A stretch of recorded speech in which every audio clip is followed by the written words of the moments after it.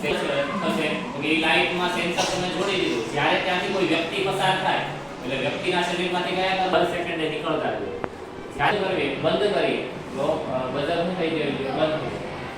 એવું પણ થઈ શકે. અને વાયરનું જે જોઈનિંગ છે ને એ ઉલટું કરવું.